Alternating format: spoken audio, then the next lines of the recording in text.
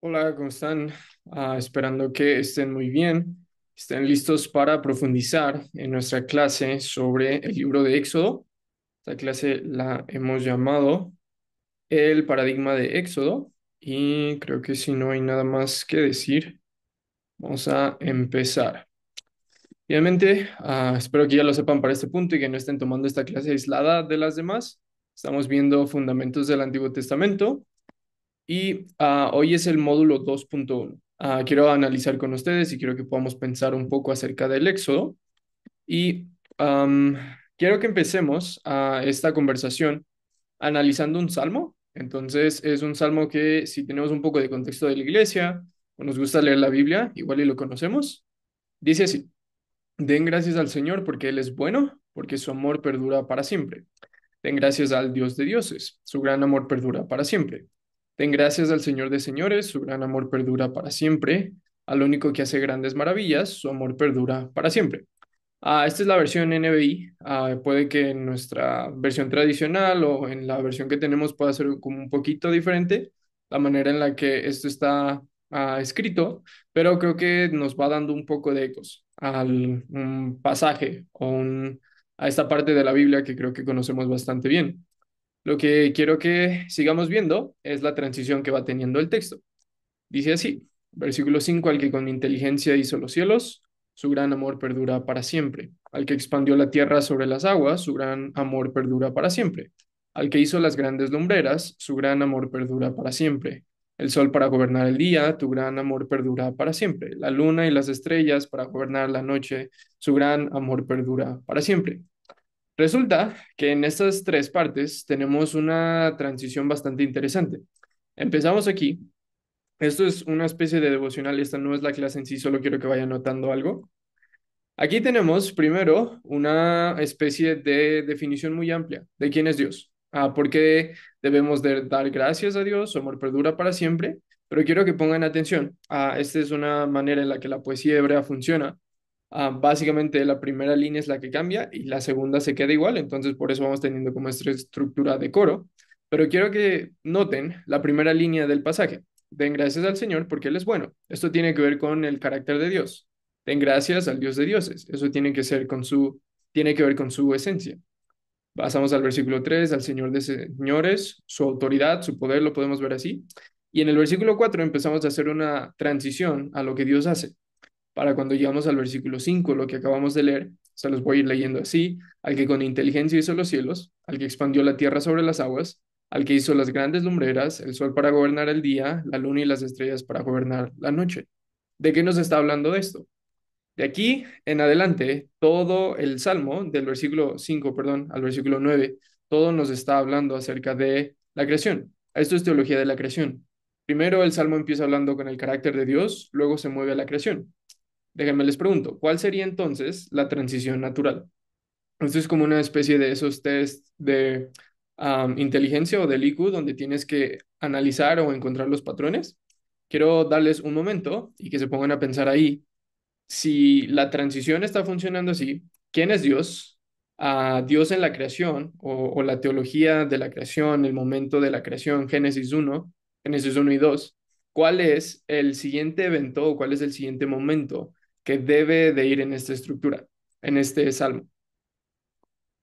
Ok, les voy a dar la respuesta. Si quieren, pudieran pausar el video para que pensaran un momento. Pero lo que sigue es que nos empieza a hablar de esto. Al que hirió a los primogénitos de Egipto, su gran amor perdura para siempre. Al que sacó de Egipto Israel, con mano poderosa y con brazo extendido.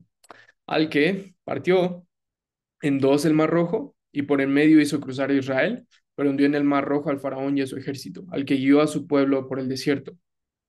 Esto es el Salmo 136 del 1 al 16. Les recomiendo que terminen de leer todo el Salmo. Es una muy buena mini teología del Antiguo Testamento. Lo que espero que hayan notado para empezar a introducirlos a este tema del libro de Éxodo es que en la imaginación judía o en la Biblia hebrea, su teología se mueve de quién es Dios, a Dios en la creación, a Dios en el Éxodo. Si se dan cuenta, a algunos salmos y algunos credos que vamos a ver más adelante en nuestra clase hacen referencia a los patriarcas, hacen referencia a Abraham, a Jacob, pero este salmo está conectando dos de los eventos más importantes en toda la Torá, en toda la ley, el Pentateuco, los primeros 5 libros de la Biblia. Tenemos una teología de la creación y tenemos una teología de la liberación.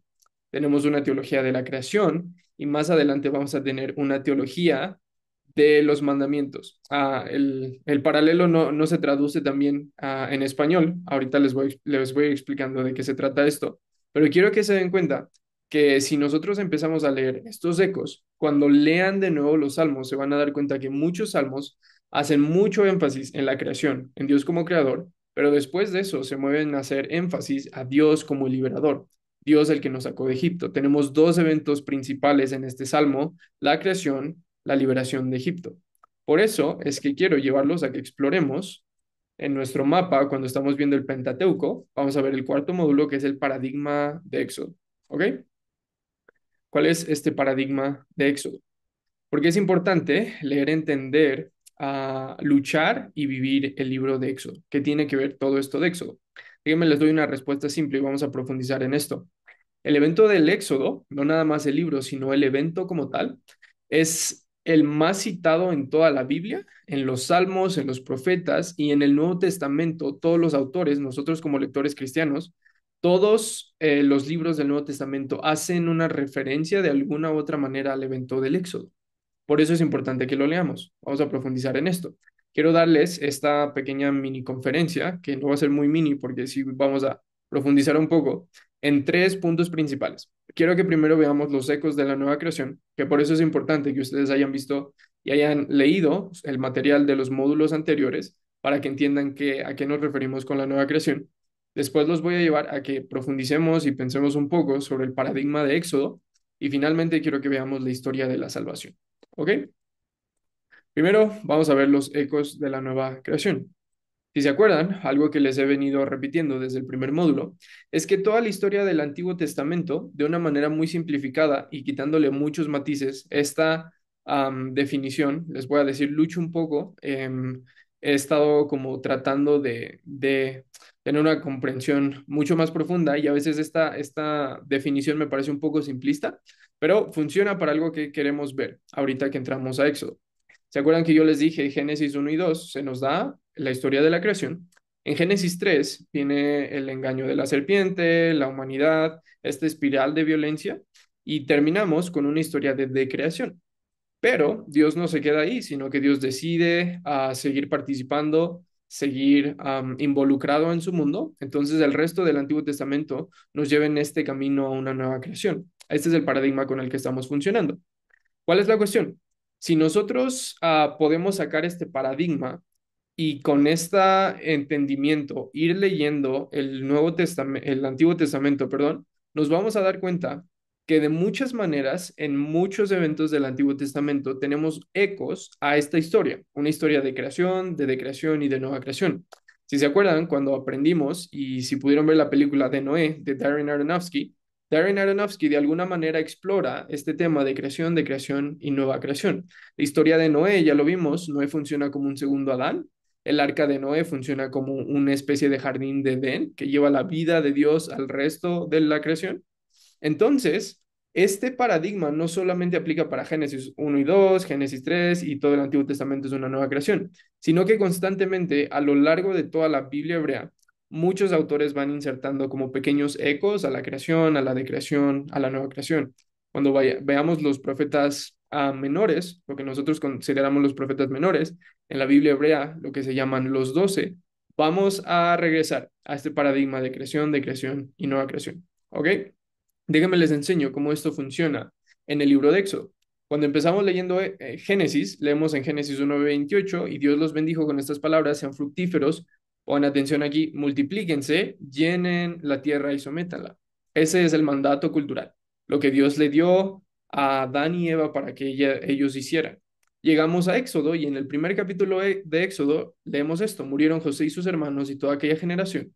Sin embargo, los israelitas tuvieron muchos hijos a tal grado que se multiplicaron, que fueron haciéndose más y más poderosos del país, se fue llenando de ellos. Estas son exactamente las dos palabras que se utilizan para, digámoslo así, la gran comisión de Adán y Eva, el mandato cultural, multiplíquense, llenen, Y llegamos a Éxodo y nos dice, ellos estaban multiplicando, ellos estaban llenando.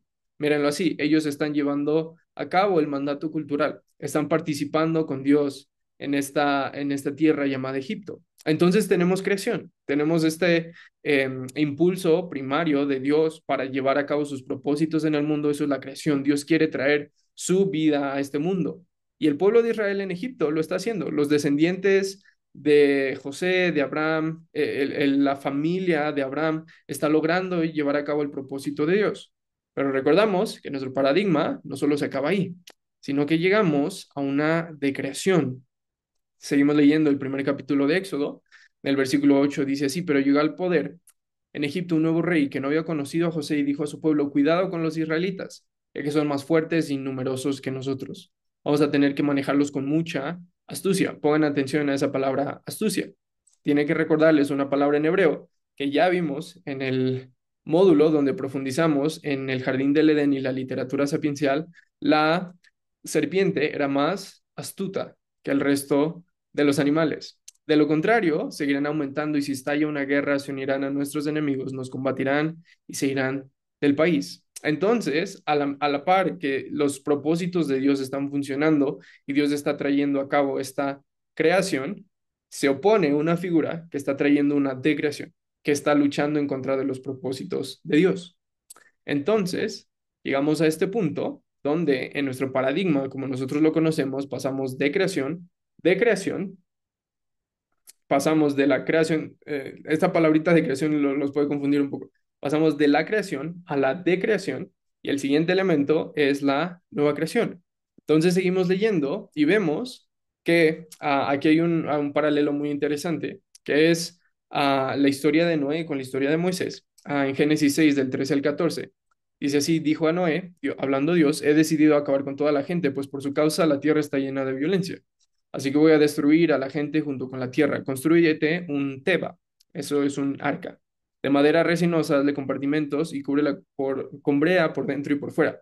Acuérdense, cuando vimos la historia de Noé, el arca se convierte como en un jardín flotante, en una especie de lugar donde todas las criaturas vivas están lejos de las aguas del mar, del caos, que para la imaginación judía simbolizan como esta parte inhóspita, esto que no tiene orden. Acuérdense, Dios tiene que separar las aguas, el abismo profundo, se le dice en hebreo es el tohu babohu, las aguas del caos, donde habita el leviatán, estas criaturas como del caos, para que surja lo seco. Ahora, esta arca, esta teba, está trayendo la nueva creación. La vida, lo último de la vida de Dios está circulando en esta teba.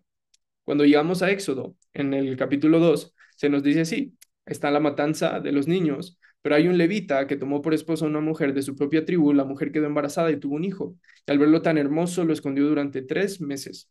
Cuando ya no pudo seguir ocultándolo, preparó una teba, literalmente preparó un arca de papiro, la embadurnó con brea y asfalto. ¿No suena un poco parecido?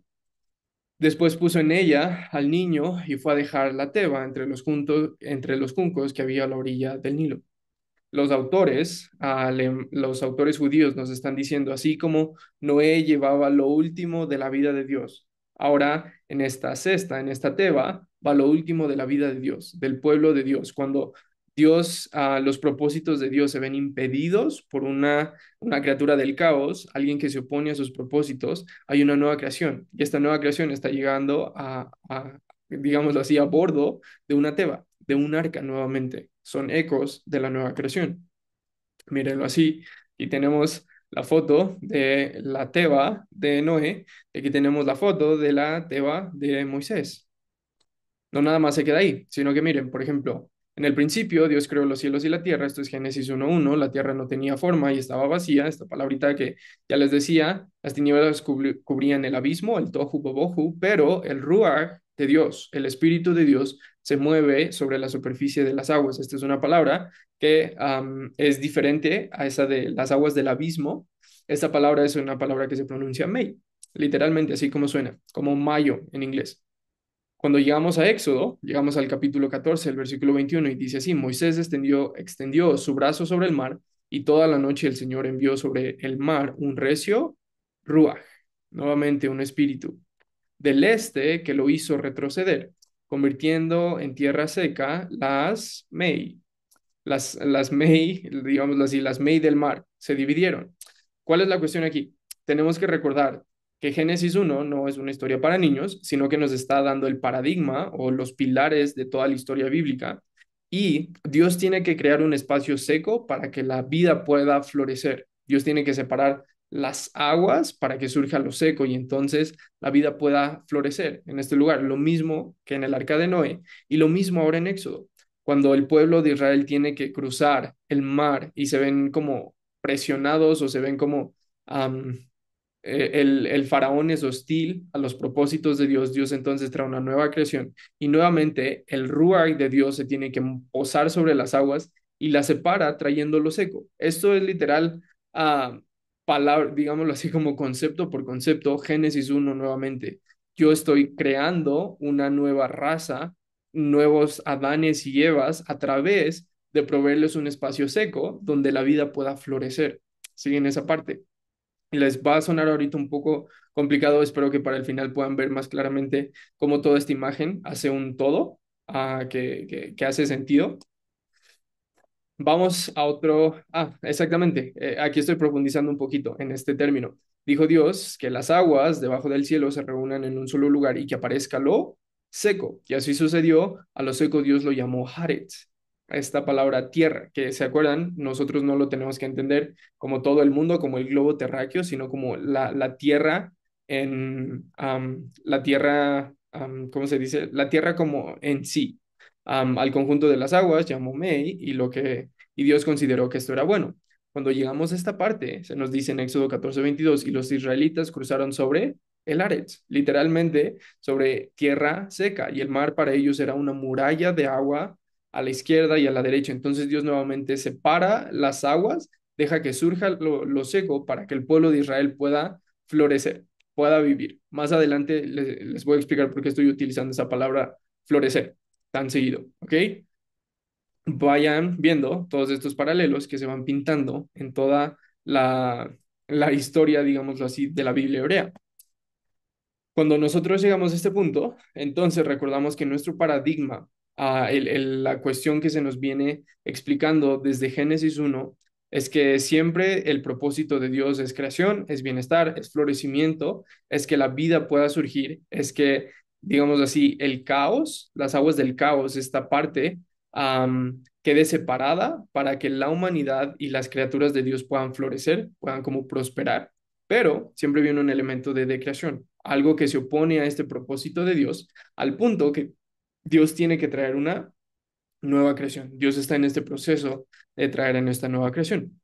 Entonces, básicamente, esto es lo que tenemos en Éxodo, una historia de creación, una historia de decreación y una historia de nueva creación. Todo esto nos va a tomar toda una vida de profundizar y exprimir completamente cómo este paradigma tiene su revelación completa en el libro de Éxodo, pero déjenme les platico cómo va funcionando esto y les quito un poco de tensión si están un poco perdidos aquí.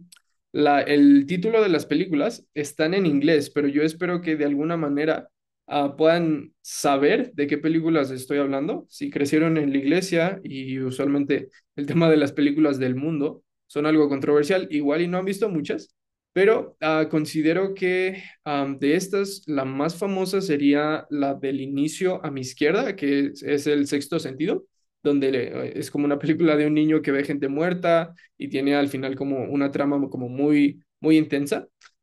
No sé si identifican alguna otra de estas películas que en algún punto hayan visto, pero todas estas películas, si me preguntan, ustedes saben que me gustan las películas, de todas estas, mi favorita es una que se llama The Village, que es como la aldea. Está bastante interesante la trama. Son películas, no sé si llamarlo thriller psicológico o es como más de suspenso. Son películas interesantes. Solo déjenme, les digo por qué les estoy platicando de películas. Todas estas películas son de este director que tiene un nombre bien raro. Mi mejor pronunciación de su nombre es como M. Night Shyamalan. Eso sería como más o menos lo que entiendo. Pero es un director odiado por muchos y por otros es así como un ídolo.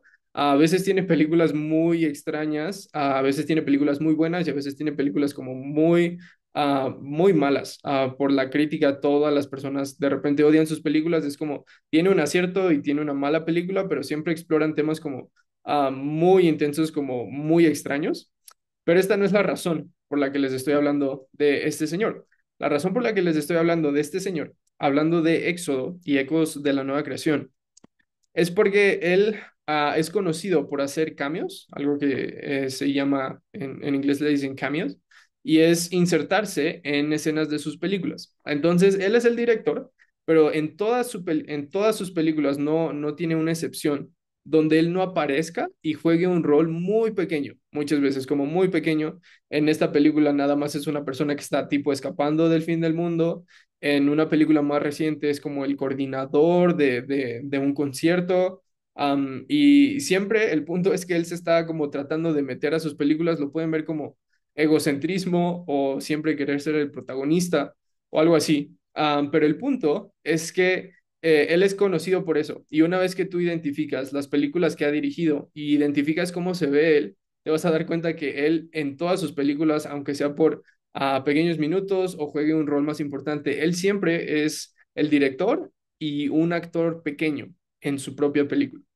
Les voy a decir por qué esto es importante. Porque cuando tú diriges la película, puedes meterte en donde quieras, puedes insertarte, puedes hacer un cambio en tu propia historia. Y cuando nosotros, como lectores cristianos, o incluso como lectores que creen que es la palabra de Dios, inspirada por Dios, entendemos que Dios dirigió la película, podemos ver que en muchas partes de la película Dios se va insertando o Dios se va como metiendo de alguna manera en toda la metanarrativa, la historia que está contando su libro. Entonces, Dios puede aparecer por acá, pero también Dios de repente se mete acá y Dios está jugando un rol aquí y Dios juega ese mismo rol pero acá y Dios puede hacer con su historia, le puede dar vueltas y lo puede torcer de la manera en la que quiera para que cuente esta sola narrativa. Esos son los ecos de la creación, que cuando nosotros entendemos cómo los autores de la Biblia entendían quién era Dios, cómo actuaba, entendían y basaban como todo su conocimiento en este Dios creador, en este Dios liberador, estos ecos están a lo largo de toda la Biblia, incluso muchas personas dicen que este acto de creación y nueva creación es el hilo que une todos los 66 libros de la Biblia. Eso podemos tener una conversación más amplia, pero me gustaría dejarlos con eso. Cuando nosotros entendemos este paradigma, entendemos quién es el autor, entendemos cuál es esta historia que este autor va metiendo de repente, podemos ver todo como una sola historia, una sola narrativa que nos empieza a hacer sentido. Entonces quiero que si no se les había quedado grabado ya que se los he repetido bastante, vayan viendo que la Biblia es creación, de creación, nueva creación. Y este hilo es muy, muy claro en Éxodo. De hecho, yo les diría que es de los hilos o donde este hilo es mucho más visible en toda la historia de la Biblia, aparte de la historia de Jesús. Pero vamos a seguir profundizando en esto. Cuando llegamos al Nuevo Testamento, mírenlo así. Jesús nace en un Israel oprimido, como Moisés. Jesús, en su nacimiento, sale un decreto para exterminar a los bebés varones judíos, como Moisés. Jesús es bautizado o tiene que pasar esta prueba en el río Jordán.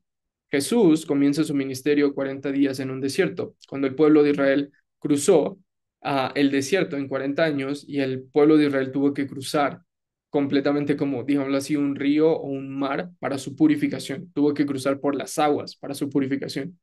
Entonces, ¿qué es lo que estamos viendo? Que cuando alguien dirige una historia, él puede estar aquí, pero también de repente te das cuenta que ese director se metió al inicio de la película y jugó un rol importante aquí.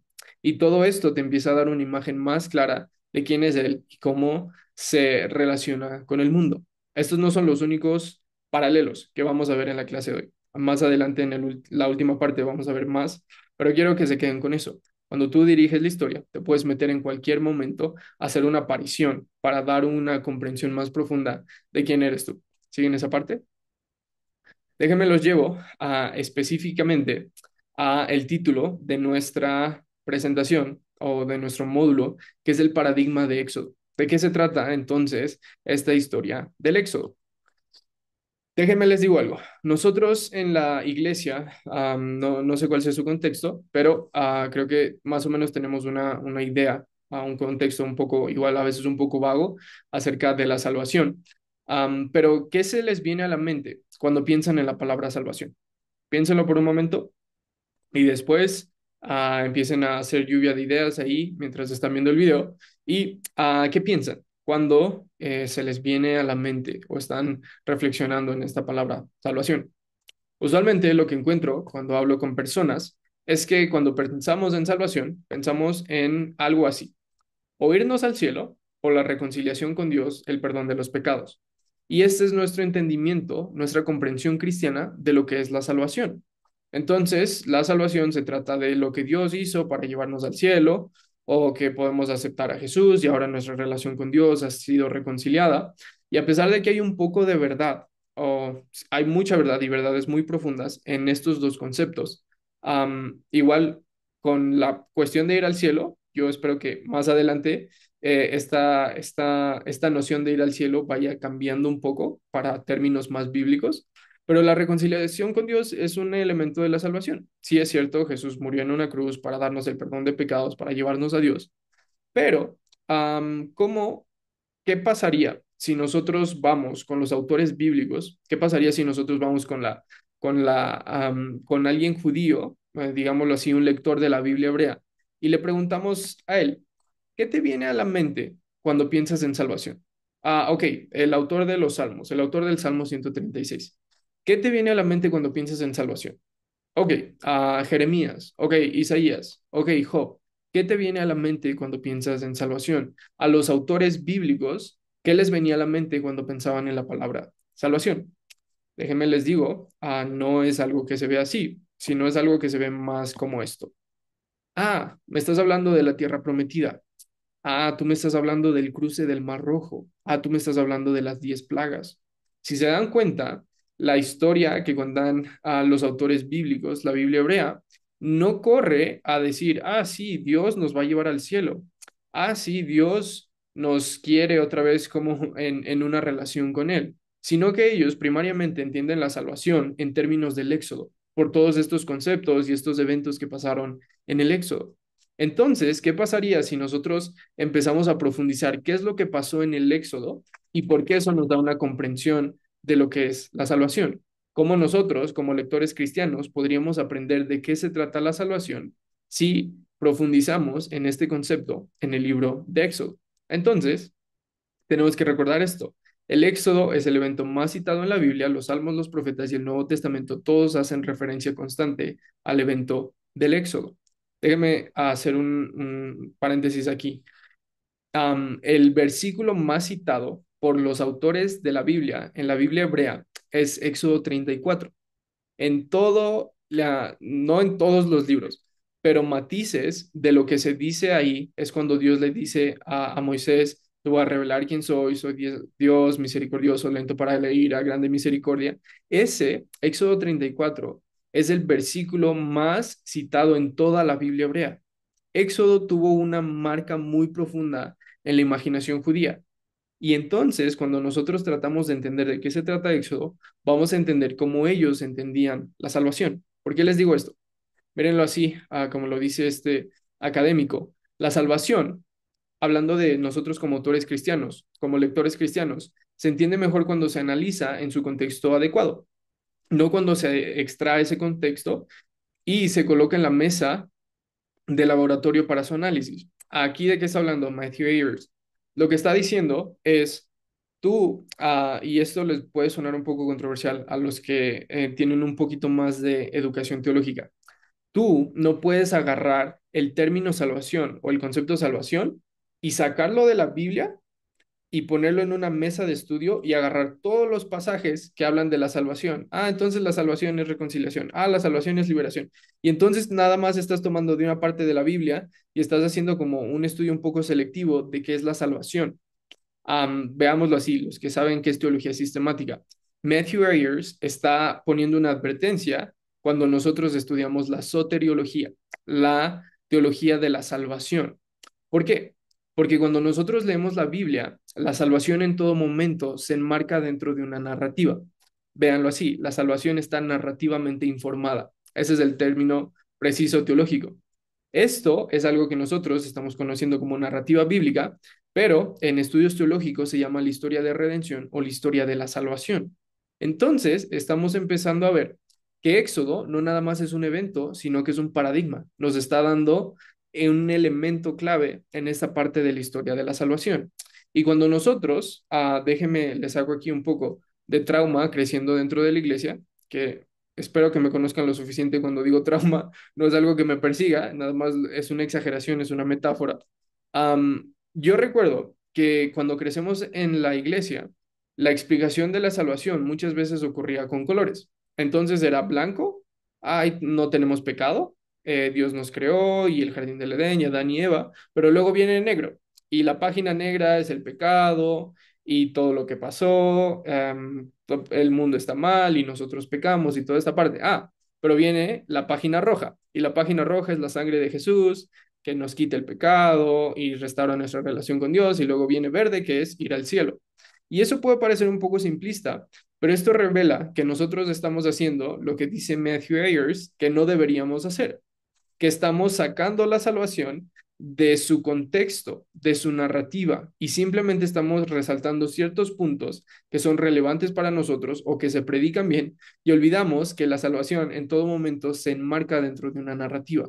Y esta narrativa, la manera en la que los autores bíblicos entendían la palabra salvación o liberación o redención, es el libro de Éxodo. Y tenemos que luchar con eso, tenemos que aprender a luchar con este concepto y más adelante les voy a decir por qué es importante. Mírenlo así. Este ciclo de la salvación es algo que cambió mucho mi entendimiento de de, digámoslo así, la teología, no nada más del Antiguo Testamento, sino de toda la Biblia, de la soteriología, de mi escatología, la manera en la que yo pienso que cómo va a resultar el fin del mundo. Y todo se lo debo a este autor. Y este paradigma se encuentra en este libro que se llama Nuevos cielos y nueva tierra. Es de Richard Middleton. Y básicamente lo leí después de que leí, um, ¿cómo se llama? Hope. Lo tengo aquí. Uh, Ahí está. Se los quiero enseñar también, por si en algún momento los pueden leer. Lamentablemente, estos dos libros están en inglés, pero no hay un paradigma que cambie más las perspectivas bíblicas, y esto no nada más es de mi parte, sino de mucha de la academia cristiana. Se basa en el entendimiento de N.T. Wright, y este libro específico se llama Sorprendido por la Esperanza, y básicamente es replanteando el cielo, la resurrección y la misión de la iglesia. Les estoy platicando aquí un poco acerca de mi historia. Después de leer Surprised by Hope, leí A New Heaven and a New Earth de Richard Middleton y no hubo una vuelta atrás. Básicamente cambió toda mi comprensión acerca de no nada más del punto de la salvación o de la narrativa bíblica, pero por qué en la iglesia muchas veces somos medio cobardes. Y ahorita les voy a explicar un poco más de esto. Regresando al ciclo de la salvación, esto es algo que se encuentra en un capítulo de Richard Middleton, que se llama literalmente el paradigma de Éxodo, pero quiero que vayamos viendo un poco acerca de cómo él entiende el concepto de la salvación en el libro de Éxodo y cómo esto puede aclarar algunas cosas para nosotros. Toda la salvación empieza con el punto uno, el impedimento al florecimiento y el bienestar. Después viene el punto 2, donde hay un clamor de auxilio por parte de los necesitados. Jehová o Yahvé viene de su trono a una situación histórica de necesidad. Después, el rey divino pelea por aquellos en necesidad, removiendo el impedimento al florecimiento. 5, Dios seguido o constantemente usa agentes terrenales para asistir en traer su salvación. Número 6, Dios restaura a los necesitados a una buena tierra con un lugar espacioso para vivir. Número 7, una vida de obediencia a Jehová o Yahvé es necesaria para completar la salvación. Dios viene a habitar con los redimidos en un contexto histórico concreto. Número 9, la salvación está fundada en la relación previa de Dios con aquellos en necesidad. ¿Cuál es la cuestión? Esto se ve muy diferente a nuestro paradigma o a nuestro concepto de la salvación, que es blanco, negro, rojo y verde. ¿Se dan cuenta de esto? Esto es un poquito más complejo. Esto es un poco más, digámoslo así, bíblico en algún sentido. Déjeme, em, esto sé que está siendo un poco controversial y sé que puede sonar un poco extraño. No estoy diciendo que no hay pecado o que no existe el cielo o cosas como esas. Lo que estoy diciendo es que tenemos que ir un poquito más profundo de nuestras definiciones superficiales del término salvación y tenemos que ver qué es lo que salvación significaba en su contexto bíblico y más específicamente en Éxodo. Entonces, déjenme llevarlos un poco en lo que Middleton analiza acerca de esto. Primero, toda la historia de la salvación empieza con el impedimento al florecimiento y al bienestar. Al comienzo del libro de Éxodo encontramos a Israel, ya lo vimos, cumpliendo inicialmente el mandato de la creación a multiplicarse y llenar la tierra. Sin embargo, el faraón se empeña en impedir los propósitos de Dios para el florecimiento de Israel, esclavizándolos y oprimiéndolos. Cuando a pesar de todo los israelitas siguen multiplicándose, los egipcios aumentan la opresión y el faraón intenta que asesinen a los varones israelitas recién nacidos, impidiendo así el deseo de Dios de que Israel prospere. Ok. Entonces no se trata nada más del pecado. Siempre hay, digámoslo así, fuerzas espirituales. Siempre hay una figura que se opone a los propósitos de Dios. Después de esto, tenemos el clamor de auxilio de los necesitados. El siguiente factor en el patrón del éxodo es el grito de ayuda de los necesitados. Así los israelitas claman en su esclavitud y oran a Dios. El libro del Éxodo relata dos veces este grito de auxilio en la narración y se menciona dos veces en la explicación de Dios a Moisés de por qué ha venido a intervenir. Es por la centralidad de este grito que Walter Brueggemann describe conmovedoramente que el Éxodo como el grito primigenio que permite el comienzo de la historia redentora. Déjeme profundizar un poco en eso del clamor de auxilio de los necesitados. En Éxodo no es la primera vez que algo sube a Dios, que algo literalmente va de la tierra al lugar donde Dios está. La primera vez es en la historia de Caín y Abel. Cuando la sangre de un inocente sube a Dios y mueve a Dios a actuar. También tenemos esta realidad en el libro en la historia de ah, de Sodoma y Gomorra, lo tenemos en la historia de Jonás, lo tenemos en más adelante en la historia del Pentateuco, cuando la maldad sube a Dios, literalmente es como un olor que llega a Dios y eso mueve a Dios a actuar en juicio para traer redención. Entonces, me gustaría que pusieran atención en eso. El punto donde esto se vuelve más evidente, el clamor de auxilio, el clamor de los inocentes, el clamor de la maldad incluso, que llega a Dios y lo mueve a actuar, el punto relevante o culminante en la historia de Israel es el Éxodo. Es en el Éxodo donde toda la historia de redención comienza. Es a través del clamor de la injusticia, de los necesitados, de los que son oprimidos. Esto tiene que ir informando un poco nuestra teología actual, nuestra teología y nuestra ética cristiana. Después de esto, la siguiente etapa es que Yahvé viene de su trono a una situación histórica de necesidad. Dios responde al clamor de los necesitados. Se nos dice que el clamor de Israel ya subió hasta Dios. Y Dios le dice a Moisés, he descendido para librarlos de los egipcios. Literal, estoy dejando mi trono para venir en su ayuda. Este lenguaje vertical, dice Middleton, de arriba y abajo, refleja la imagen de fondo que se encuentra en muchos textos del Antiguo Testamento del trono de Dios en el cielo. Aquí pone algunas citas. Desde el, desde él, que Dios, eso no, la traducción no me hizo mucho sentido. Desde el que Dios gobierna la creación a cielo y tierra, es decir, el cielo, y desde el que Dios entra en la experiencia histórica humana para eliminar todo lo que impide el florecimiento. Ok, déjenme, les platico un poco y los llevo a otro de mis libros favoritos en todo el Antiguo Testamento, que es Jonás. La misma cuestión ocurre en Jonás y de hecho va a llegar a un punto donde me gustaría platicarles cómo este paradigma es súper claro en el libro de Jonás, pero básicamente tenemos esto, Dios algo lo despierta a actuar, algo lo mueve a actuar, digámoslo de esta manera, y entonces Dios baja, Dios envía a alguien, Dios viene y actúa decisivamente para eliminar todo lo que impide el florecimiento, ¿ok? Sí, en esa parte Dios se inmiscuye en los caminos humanos. Después de esto, tenemos como el rey divino pelea por aquellos en necesidad, removiendo el impedimento al florecimiento. En la canción del mar o el cantar del mar, celebra como Jehová es como un guerrero. mientras que la narración de la travesía marítima presenta a Dios luchando en nombre de su pueblo, derrocando a las fuerzas del mal, en este caso es el ejército del faraón, recurriendo a la metáfora hebrea habitual de calor como símbolo de la ira. El canto describe vívidamente la cólera de Yahvé quemando a sus adversarios como si fueran paja y abriendo un camino a través del mar con el aliento de su nariz con su ruach. Ya hemos estado viendo esto, la lucha espiritual entre Dios y los poderes que se impiden a sus propósitos. ¿Ok? un, en inglés se llama como excursus, como un paréntesis aquí como curioso, que no siempre ocurre, pero muchas veces Dios usa agentes terrenales para asistir en traer su salvación. Por ejemplo, una de las paradojas del relato del Éxodo es la interacción de la libertad divina y de las criaturas en la salvación. Moisés le dice al pueblo que tienen que quedarse quietos y contemplar la salvación que Dios obrará en el mar. Sin embargo, Dios también le dice a Moisés que participe activamente en la liberación, extendiendo su mano con el bastón, dividiendo las aguas. En esta participación, Moisés reproduce la acción primordial de Dios de separar las aguas en el segundo y en el tercer día de la creación. ¿Recuerdan lo que ya vimos? Ecos de la nueva creación. Y lo que es aún más sorprendente, Yahvé llama a Moisés para que saque a mi pueblo de Israel, a mi pueblo Israel de Egipto, cuando acaba de decirle a Moisés que él es quien los sacaría.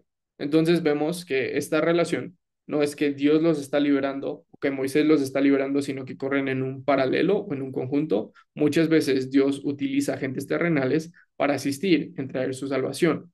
Es aquí donde se empieza a construir nuestra teología de la misión como iglesia. ¿Siguen en esa parte?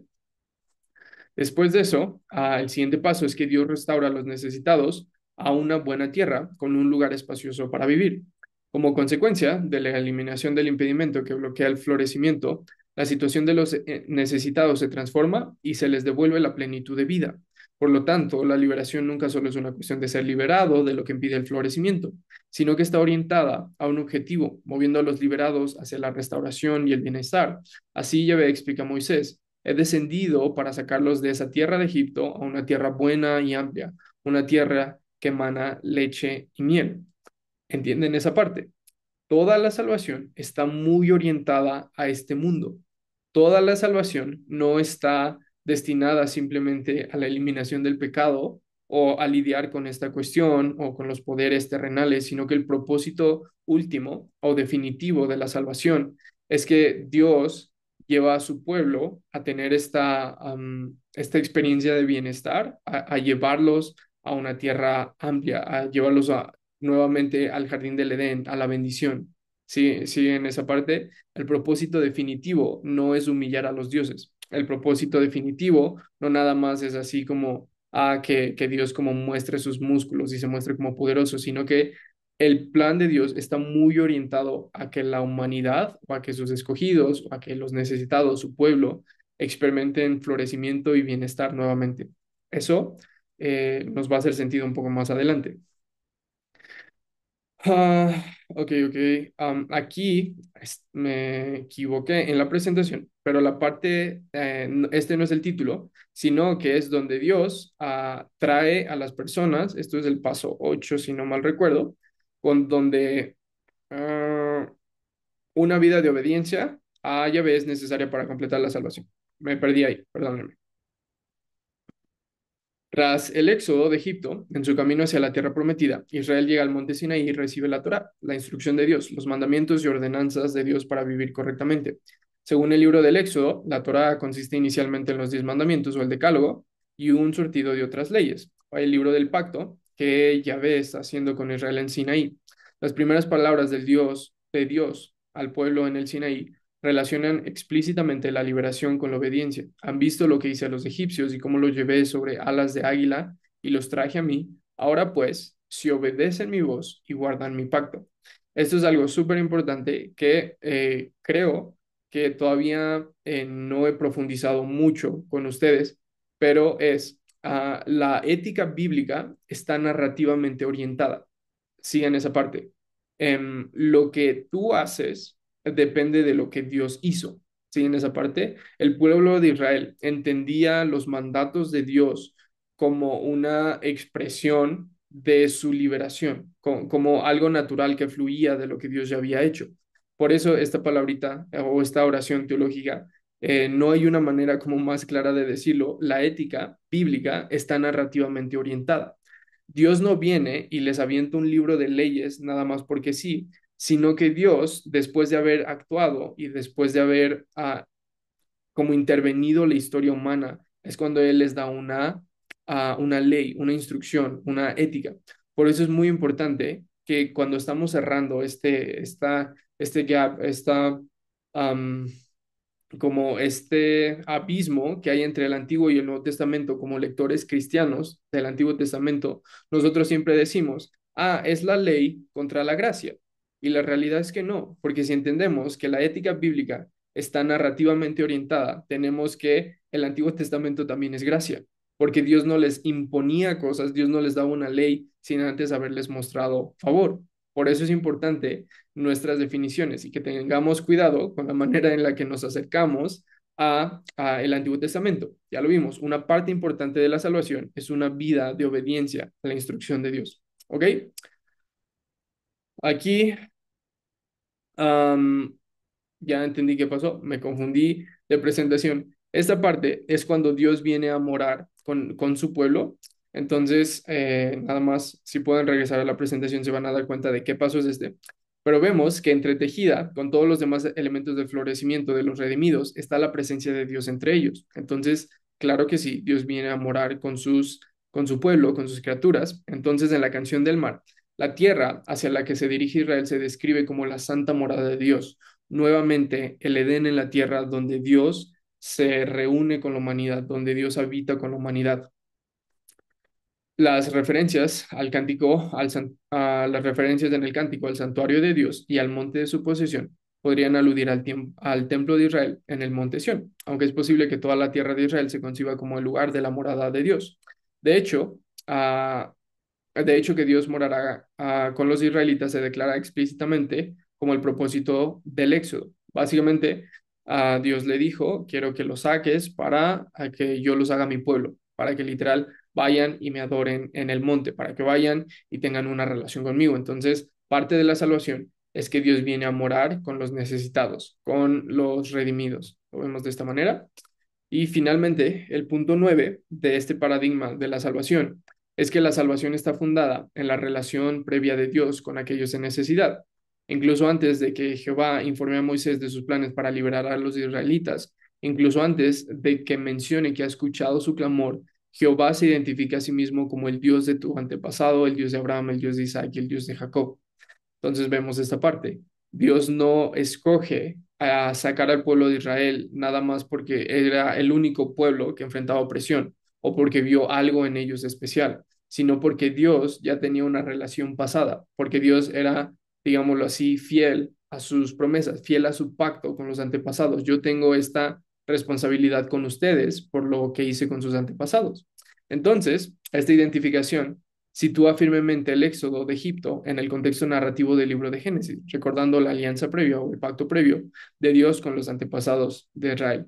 Ok, probablemente esto fue un poco difícil de seguir. Espero que más o menos hayan agarrado una visión un poco más amplia o los haya animado a que profundicen en este tema, que la salvación bíblica no es una visión simplificada de la salvación. No se trata simplemente había una buena relación con Dios, pero luego entró el pecado, pero luego vino Jesús y por eso nos vamos al cielo. Es una visión mucho más compleja, mucho más profunda. Y esto nos va a llevar a la conversación de por qué en la iglesia somos cobardes. Déjenme profundizar en esto. Este patrón, les digo, Jonás es un muy buen ejemplo de la salvación de Éxodo, pero ahorita quiero que vean el Salmo 18. Este patrón se repite en toda la Biblia hebrea y también en el Nuevo Testamento. Miren el Salmo 18, una visión un poquito más cortita.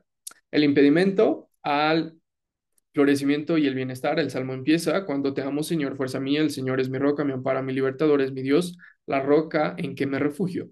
Es mi escudo, el poder que me salva, mi más alto escondite. Invoco al Señor que es digno de alabanza y quedo a salvo de mis enemigos.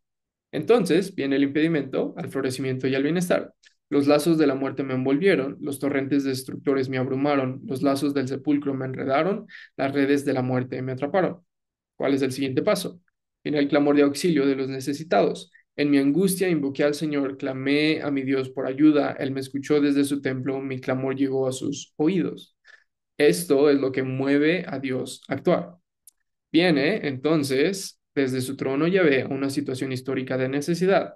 La tierra tembló, se estremeció, se sacudieron los cimientos de los montes, temblaron a causa de su enojo, por la nariz echaba fuego, por la boca fuego consumidor, lanzaba carbones encendidos, rasgando el cielo, descendió, pisando sobre oscuros nubarrones, montado sobre un querubín, surcó los cielos y se remontó sobre las alas del viento.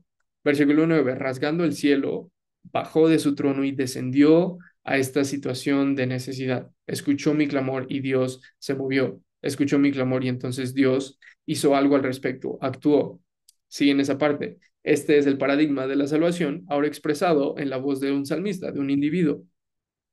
Hay algunos pasos que nos vamos a ir saltando, nada más quiero que vayan viendo como el esquema general.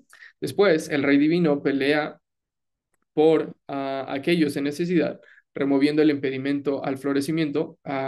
Quiero que nada más lean el versículo 14, básicamente es lo mismo, lanzó sus flechas y dispersó a los enemigos, con relámpagos los desconcertó. A causa de tu reprensión, oh Señor, y por el resoplido de tu enojo, las cuencas del mar quedaron a la vista, al descubierto quedaron los cimientos de la tierra. Les quiero leer eso porque eso es un eco muy claro a la historia de Éxodo.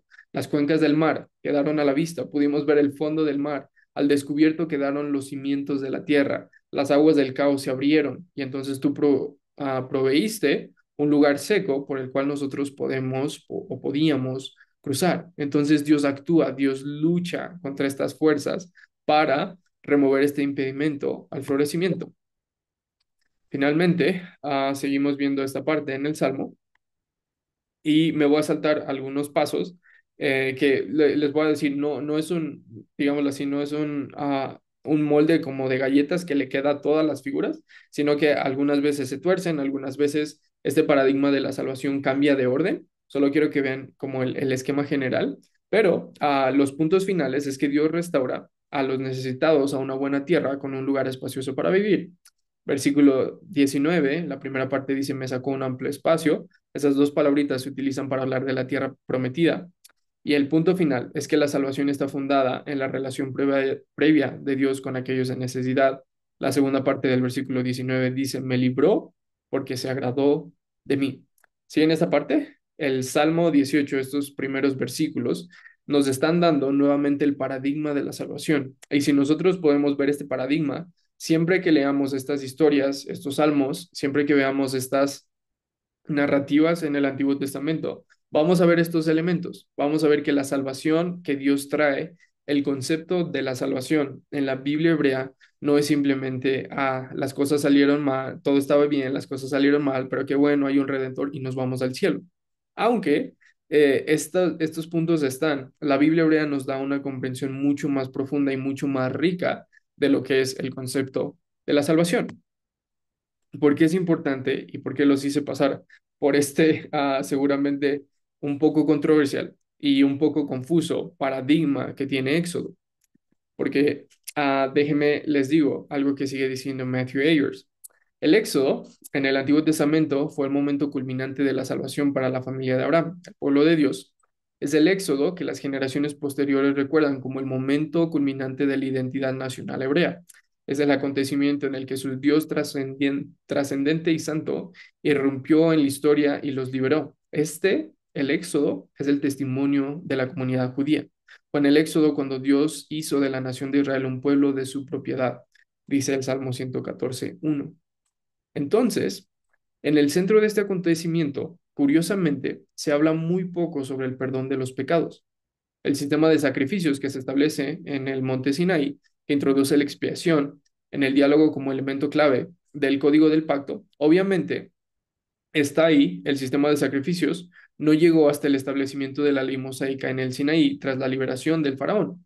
No obstante, hablar del perdón de los pecados en el momento del Éxodo sería algo anacrónico, sería como un poco cambiar o no darle relevancia a cómo ocurrieron los eventos.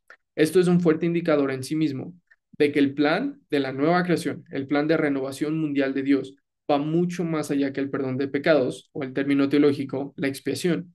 debemos ajustar nuestra teología, dice Ayers, a la luz del hecho de que la cruz, así como el éxodo, no es meramente una expiación sustitutiva. No se trata simplemente de que yo le doy mis pecados a Jesús y Jesús me da su justicia. Va mucho más allá. Debemos llegar a un punto en nuestro pensamiento en el que entendamos que el perdón de los pecados es un medio para el establecimiento del reino santo de Dios en la tierra. El reino es el objetivo final, no el perdón de los pecados. La historia de Jesús sí nos salva, pero principalmente es una historia. Tenemos que entender, para tener esta comprensión más rica, no sacar la salvación de su narrativa, sino entender que en el centro de la salvación está el establecimiento del reino de Dios en la tierra, no simplemente cómo llevarse a la gente al cielo. ¿Siguen esa parte? Mírenlo así, porque es importante, porque nosotros entendemos la salvación así. Me voy a sentar en la iglesia y en algún punto, ¡pum!, voy a ser raptado y me voy a ir al cielo. Y entonces, listo, se acabó toda mi vida cristiana, se acabó toda mi vida aquí en la tierra. Y esto nos hace muchas veces una iglesia un poco cobarde, nos hace de alguna manera una iglesia perezosa, nos hace una iglesia, como decimos en México, floja. Una iglesia que se sienta simplemente a esperar que Dios venga por ellos y se acabó. Cuando Éxodo se trata de la venida del reino de Dios y cómo nosotros participamos en traer el reino de Dios a la tierra. También es importante porque muchas veces nosotros entendemos salvación así, la destrucción de la tierra, un lugar inhóspito y Dios odia su creación, entonces la va a deshacer y entonces completamente va a destruir todo, pero nosotros vamos a estar viviendo en el cielo. Cuando nosotros leemos la Biblia hebrea, y no nada más Éxodo, cuando leemos toda la Biblia hebrea y el Nuevo Testamento, que fue en su mayoría escrita por autores judíos, por literalmente estudiosos de la Biblia hebrea, nos vamos a dar cuenta, dice Richard Middleton, que la Biblia anticipa constantemente la redención de toda la creación, en lugar de la aniquilación o la destrucción de la tierra y nuestro rescate a un cielo desencarnado. Eso es teología platónica. El hecho de que el mundo es malo, lo terrenal es malo, pero lo espiritual o lo etéreo es bueno, es una idea y es una teología platónica. La teología de la Biblia es que Dios va a traer una renovación total a toda la creación, un lugar donde nosotros somos resucitados, donde nosotros experimentamos la resurrección, no el escape de nuestros cuerpos, sino la renovación de todas las cosas.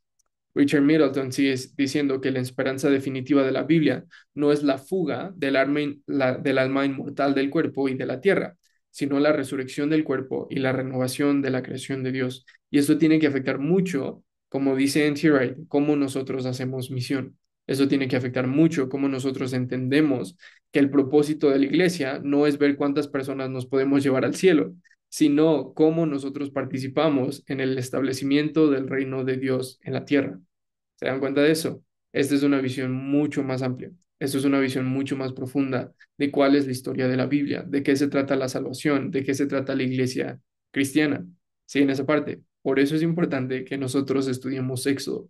Por eso es importante que entendamos cuál es el paradigma, cuál es el modelo que el Éxodo nos está enseñando, qué es lo que Dios nos está enseñando en la historia del Éxodo y cómo eso tiene que cambiar o alterar nuestra visión de la misión de la iglesia.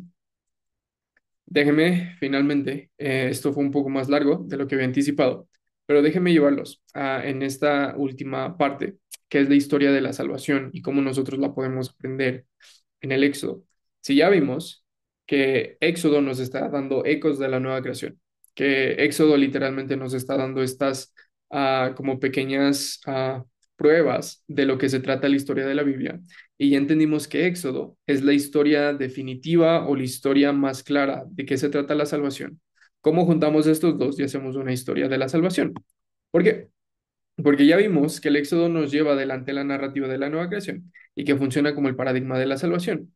Pero yo paso la última página de Malaquías y entro a Mateo y es así como, el Éxodo no les volvió a importar, ya no se habla del Mar Rojo, ya no se habla de estas cosas. Entonces, ¿por qué si Éxodo es tan relevante, el Nuevo Testamento no hace alusión a eso? ¿Por qué no explora estos temas? Porque ya no hay más salmos en el Nuevo Testamento que hablen de las obras poderosas de Dios y cuando nos sacó de Egipto.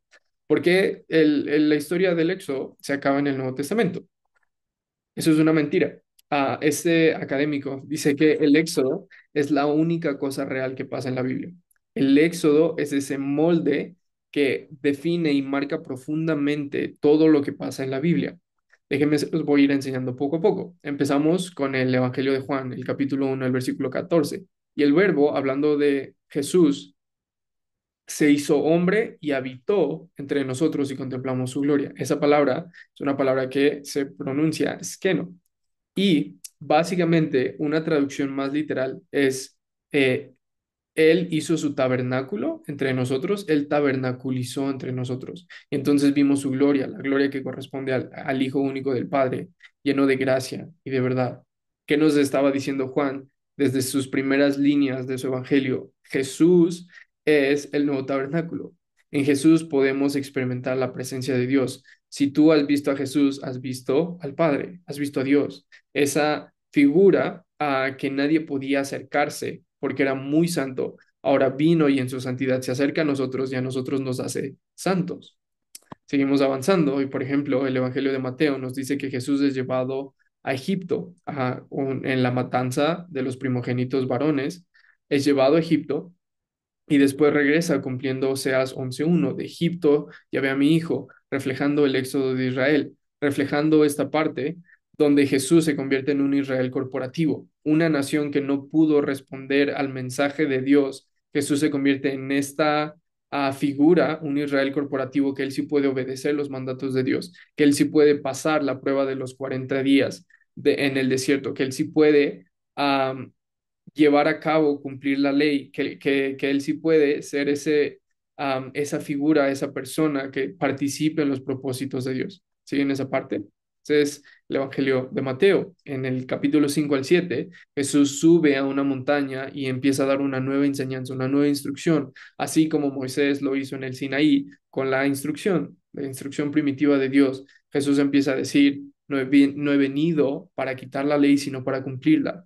Ustedes han escuchado que se les dijo esto, yo les estoy diciendo esto, lo estoy llevando mucho más profundo. Esa palabra de si Jesús estaba poniendo su instrucción sobre la ley es un poco compleja porque esa conjunción de pero yo les he dicho probablemente no significa pero, hay toda una conversación ahí. El punto es que Jesús se entendía a sí mismo como un nuevo Moisés, alguien que está entregando nuevamente la instrucción de Dios para su pueblo, algo que va mucho más profundo, digámoslo así. R.G. Friends, un comentarista, en su comentario al Evangelio de Mateo, dice que Mateo presenta a Jesús como el nuevo y el gran Moisés, no solo en su relato de la infancia, sino también en sus enseñanzas, en sus milagros. Todos están haciendo eco de los temas del Éxodo. En el Evangelio de Lucas, tenemos este evento donde Jesús sube a una montaña y Moisés y Elías hablan de él y utilizan esta palabra que es el griego de la palabra éxodo, que es éxodos, que ese éxodo se va a cumplir en Jerusalén, donde Jesús está indicando su muerte y su resurrección como un nuevo éxodo. Les puse y es arte bizantino, de la iglesia ortodoxa, porque quiero que vayan notando alguna cosita aquí que les voy a enseñar más adelante. Miren esta imagen de la transfiguración en paralelo con la imagen de Moisés recibiendo los 10 mandamientos o las tablas de la ley. Quiero que noten que hay algo similar entre estos dos puntos, y que se van a dar cuenta. Ahorita creo que se está explorando un poco. Si ustedes siguen Bible Project en YouTube, ahorita en el momento en el que estoy grabando esto, se está explorando el tema de la montaña. Entonces quiero que vayan viendo un poco el eco, a qué se trata esto. Jesús tiene que subir y entonces Jesús recibe la instrucción de su padre, así como Moisés tuvo que subir a una montaña y entonces escucha las palabras de Dios. Les puse un cuadro comparativo aquí más adelante. Básicamente, Moisés habla con Dios y le dice como, dame una comprensión más profunda de quién tú eres, que quiero como ver tu esencia. Entonces, básicamente le dice, te voy a enseñar mi gesed, te voy a dar a conocer mi nombre. Solo que tienes que subirte a una roca y tienes que meterte en medio de una peña porque no me puedes ver y puedes vivir. ¿Cuál es la cuestión? Cuando nosotros ponemos estas dos historias en paralelo, vemos muchísimas ah, digámoslo así, como paralelos. Moisés está 6 días, esto estoy leyendo desde la segunda cuadrícula. Moisés está 6 días en la nube antes de que Dios le hable. 6 días después de la confesión de Pedro, Jesús se transfigura. La gloria de Dios cubre el monte en forma de una nube luminosa cubre a Jesús y a sus discípulos en la transfiguración. Moisés desciende con su rostro resplandeciente después de hablar con Dios. Jesús se transfigura y su rostro brilla como el sol. Dios declara que Moisés es su siervo y su profeta. Dios declara que Jesús es su hijo amado. Moisés recibe la ley en el Sinaí. Jesús es la plenitud de la ley y los profetas representados por Moisés y por Elías. ¿Se dan cuenta de esta imagen? Así, los autores del Nuevo Testamento nos están diciendo, Jesús es el nuevo Moisés. Jesús se entendía a sí mismo en la historia del Éxodo. Jesús entendía lo que él estaba llevando a cabo, tomando completamente toda su historia, a todo lo que él estaba haciendo de la historia del Éxodo, de la historia de Moisés. Después de esto, seguimos avanzando en los evangelios y nos damos cuenta que en la última cena Jesús escoge la semana de Pascua, Jesús escoge el día de Pascua para entrar a la ciudad, para ser crucificado, para llevar a cabo esta nueva alianza basada en su sangre, así como la sangre del Cordero en Éxodo 12 estaba protegiendo a Israel del juicio. Jesús es este Israel corporativo que tiene que llevar a cabo la salvación a través del sacrificio, que tiene que llevar a cabo esta salvación a través del juicio. Pablo llamó a Jesús nuestro Cordero Pascual. Pablo, siendo judío, entendía a Jesús como esta figura que quita el pecado, que literalmente se lleva los pecados, que lleva a cabo este sacrificio en la cruz, básicamente. Esto es algo que se ve en todo el Nuevo Testamento, solo les estoy dando algunos. En el Evangelio de Juan, Jesús se presenta como el pan de vida, recordando el maná del desierto en Éxodo 16. Jesús proclama ser el agua viva, que alude a la roca que le dio agua a Israel en Éxodo 17. Primera de Corintios 10, Pablo dice que los israelitas bebieron de esta roca espiritual, la cual era Cristo. Leon Morris, un comentarista del Nuevo Testamento, dice que Jesús se conecta deliberadamente con la tradición del Éxodo, mostrando que Él es la verdadera provisión de Dios para la necesidad definitiva o última de su pueblo. Sí, en esa parte. Finalmente, mi libro, ah, perdón, todavía no llego ahí. Seguimos avanzando en el Nuevo Testamento y vemos que Primera de Pedro, el capítulo 2, versículo 9 al 10, dice que la iglesia es linaje escogido, real sacerdocio, nación santa. Estos son términos que se le aplicaron a Israel en Éxodo 19 del 5 al 6. Si ustedes luchan un poco con el texto, se van a dar cuenta que el Nuevo Testamento deja de estar muy enfocado en la historia de Israel para enfocarse en la historia de un Israel espiritual o del verdadero Israel. Esto es una conversación muy complicada, pero si les puedo dar mi postura, yo creo que el Nuevo Testamento entiende a la iglesia como el verdadero Israel. No se trata de una teología del reemplazo, se trata de una teología de la expansión, donde ahora cada uno de nosotros somos llamados a formar parte del pueblo de Dios. Hebreos 3, del 7 al 4:11, se advierte a los creyentes del Nuevo Testamento que no sean como la generación que murió en el desierto, señalando que el descanso prometido aún está disponible en Cristo. Entonces tenemos a la iglesia siendo este nuevo Israel, siendo el verdadero Israel. Veámoslo de esta manera. J.K. Beale dice que la iglesia es la verdadera continuación de Israel. Ellos están experimentando su propio viaje por el desierto hasta la tierra prometida final de la nueva creación. Y finalmente, mi libro favorito de la Biblia, y es el que yo consideraría de todos los libros del Nuevo Testamento, tiene más alusiones y tiene Éxodo fundado más profundamente que todo el resto del Nuevo Testamento. Yo considero que es Apocalipsis. Apocalipsis, tenemos un nuevo cántico de Moisés y del Cordero, mostrando una nueva victoria de Dios sobre las fuerzas del mal. Esto está en Apocalipsis 15, es donde se dice nuestro Dios ha vencido y con él su cordero a todas estas partes y trae gente de toda lengua y nación, los está llevando a ser un nuevo pueblo. Eso es como muchos ecos a Éxodo. Las plagas en Apocalipsis del 8 al 11 y en el 16 son muy parecidas a las plagas de Egipto, dando un nuevo juicio contra los opresores del pueblo de Dios, que ya lo vimos en el libro de Éxodo. Y finalmente Apocalipsis 21 del 1 al 4, la Nueva Jerusalén es este destino final. como la tierra prometida lo fue para Israel.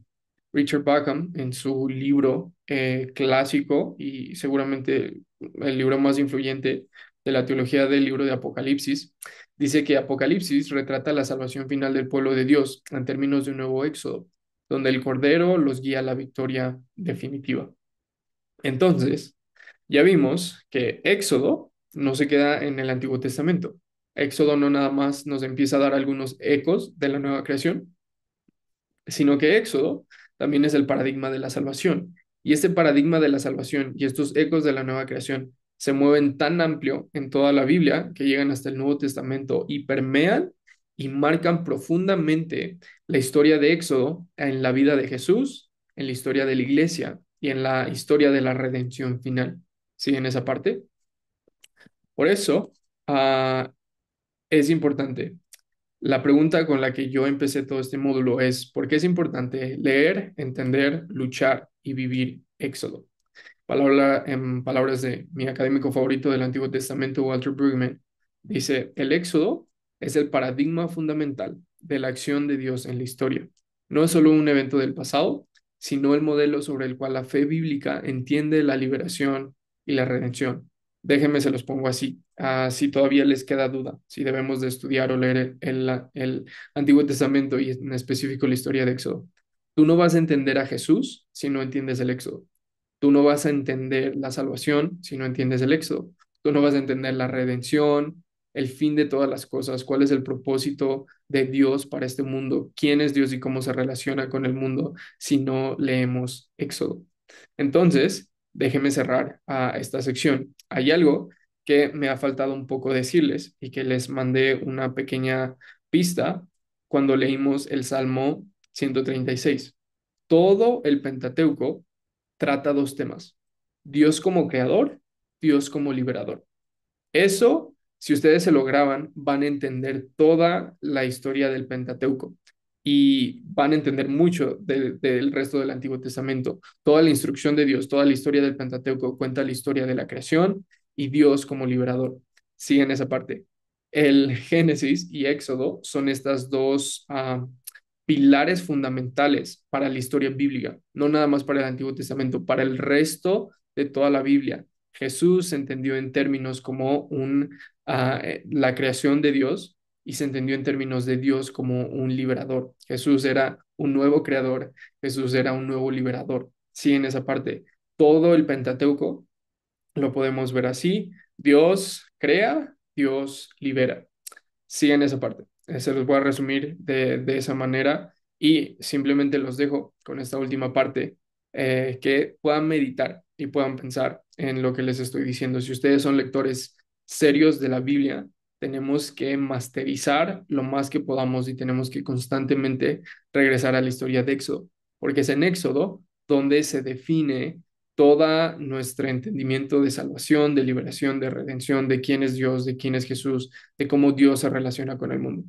¿Va? Entonces, esperando que estén bien, que puedan agregar a su entendimiento de lo que hemos visto en este módulo con sus lecturas adicionales y nos estaríamos viendo la siguiente vez para ver el resto del Pentateuco.